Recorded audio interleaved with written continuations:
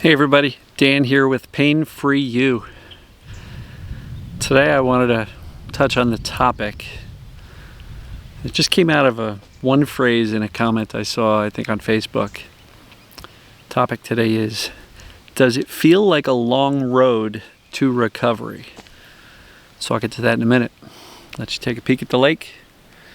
That's my kayak, where I do all my fishing from. Well, actually, I fished from the dock here last night.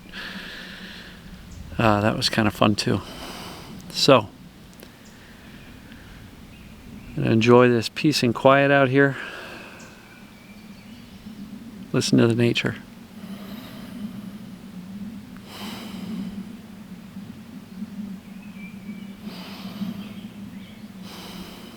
All right. Does it feel like a long road to recovery? I guess when I heard that phrase, it kind of got me thinking about, this is a journey, right? And we're all seeking that destination that, where you pull up and it just says pain-free, and that's where you get your plaque. It says pain-free you, and there you are smiling, holding your plaque. So, if it's a journey, I just want to use the analogy of, the GPS. And so your initial part of the journey, you didn't know where you were going. You went to a few, 5, a dozen, a few dozen, many dozen doctors, each one telling you typically something different, going for a wide variety of treatments, spending more time than you can count on the way to in doctor's offices, on the way home, or going to treatments. And that's your first part of the journey. And that's like literally trying to drive from here to, somewhere deep in the country without a GPS or a map. You're just constantly going everywhere. And every time you stop, you go, how do I get here? And they're like, oh, go that way, go that way, go that way. And so that can be extremely frustrating and scary, and you feel kind of lost, right? That makes sense in the realm of our journeys with chronic pain or other chronic illness. So what's the next step is you hear about this destination called TMS or perceived danger pain, and you say, oh, it's that way, I got to go west. And so now we start thinking, all right, I've got to go from here in New York or Pennsylvania, for example, and I got to go west to get to California, for example, where TMS land is, right? It's kind of like Disneyland is out there. And we're going, and we know what our destination is. We say, okay, this is mind-body thing.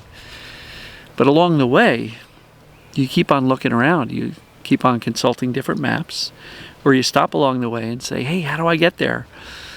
And there's all sorts of, journey experts out there, and this expert says it's this expert says it's that, and in the TMS world or mind-body world, well, it's journaling, it's meditation, it's nervous system regulation, it's amygdala retraining, it is neural retraining, it is neuroplasticity, it is, and there's, a seemingly endless supply of TMS experts that are saying, no, go here, go here.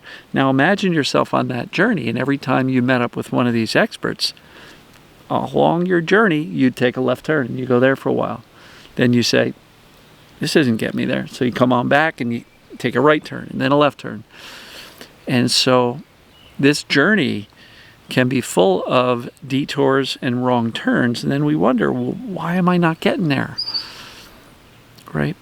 At the end of the day, it's really important to figure out which of these various quote-unquote experts or destinations makes the most sense to you. Plug that into your GPS and stay the course. Because I kind of made the analogy that trying to take TMS advice from 6 different TMS experts is like trying to take 6 different recipes for soup from top chefs, and you're just taking an ingredient from each of them, putting it in the pot and saying, this is awful. right? Because you're taking information from 6, 10, 20 different places and trying to mix it into this bowl called our skull, mix it up and go, how come I'm not getting something that tastes like good soup? How come I'm not getting pain-free? And look, whether it's me or somebody else, I'm going to really encourage you to find an expert that resonates with you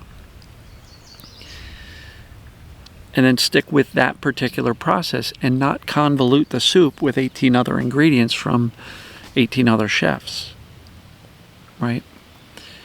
And so back to the journey aspect. Does this feel like a long journey? Well, hell yes. You know, many of us were on the medical aspect of the journey first. And all those doctors had road signs that were saying, Los Angeles that way, you know, New York that way, and, you know, Canada that way, and whatever. And all along the way, you're just zigzagging all around the country with no rhyme or reason. And then you get into the TMS world, and it can feel the same way. They're saying to do this, they're saying not. I know I'm part of that challenge, because some people are saying to journal and feel your emotions, and Dan's going, well, you don't have to journal. And I get it, it's complicated. And I try to simplify it as much as possible. What I'm suggesting to you is pick your destination, plug it into the GPS, and decide, I'm going to follow this particular set of directions. Because if you keep on stopping and asking for different directions from different people, they're going to say, no, you don't want to take 80 out west. You want to go the southern route. Or you want to go up north first and go across the northern states, or whatever. And inevitably, if you keep on stopping and asking for directions from all the various people along that journey, you're probably going to get a bunch of different recommendations that's going to make this already long journey seem longer. Because you're always on these detours and side roads and back roads, and you know, you're taking 16 different paths to try to get to the end location. So I think it's important to set your GPS and then stay the course. Keep on staying the course. And even though it is frustrating that you're not there yet, you're still on a journey. And so if you're frustrated that you still have symptoms, recognize how many wrong turns you may have made and how you are still plugging ahead and moving forward, right? I've used this analogy before. For a marathon runner who's frustrated they haven't crossed the finish line yet and forgets the fact that they've already run 20 miles of a 26.2 mile race. They say, I'm not getting anywhere. Yes, you are. You've run 20 miles.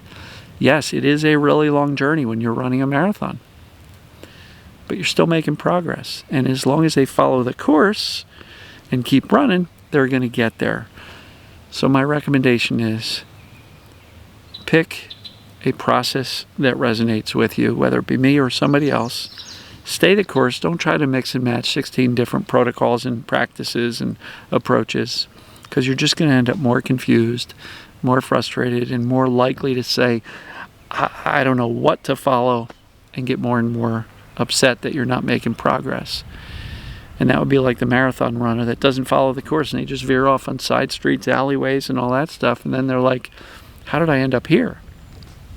So stay the course, keep on running, know that you will get there. And even though you may still have the presence of sensations, you're still making progress. And this is all about baby steps and progress and staying the course. It is not about trying something for a week and then trying something different for a week and then trying something else for 6 months and then trying something else for a year and then getting more and more and more frustrated, all the while symptoms either escalating or multiplying or whatever, and then saying, holy crap, this journey is not getting me where I need to get to. What am I doing wrong? Which is a logical conclusion that many have. You're not doing anything wrong. The only thing I would suggest is pick your destination, map it out, and then follow the map without being compelled every time you get a little bit frustrated to change course. Because per my analogy here that I just did, changing course on a road from New York to California, changing course 42 times is going to make it go from taking, 4 or 5 days steady driving to get from New York to California to taking 4 to 5 weeks or 4 to 5 years, especially if you keep on turning around asking different people. Does that make sense? So, pick a process you'd like to follow, whoever it is. But don't get distracted by 17 different protocols and practices. It's confusing. It's just going to lengthen the duration of your journey. If you want to shorten it, make sure that the steps you're taking are taking you in the direction of the finish line, and note that for every step you're taking, you're making progress. Whether it eliminates the pain or not, a step in the right direction, at minimum, is a learning opportunity. You're learning something new as you progress forward. You're learning, okay, that technique didn't work, or, my response to the symptoms or pain wasn't beneficial and things flared, so I'm going to choose to do something different. But you're still on the same path. You're still moving forward. So, as you see, I like these analogies. Stay the course.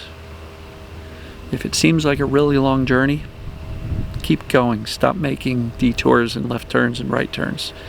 Keep going on the path you're on. You will get there. You just haven't gotten there yet. So with that, take a look around. We've got these little boats that are floating around the water. It's kind of cool. They're like old-fashioned boats with like a little steering wheel on them, single engine. And people just cruise around here in the low gear. There's no wakes.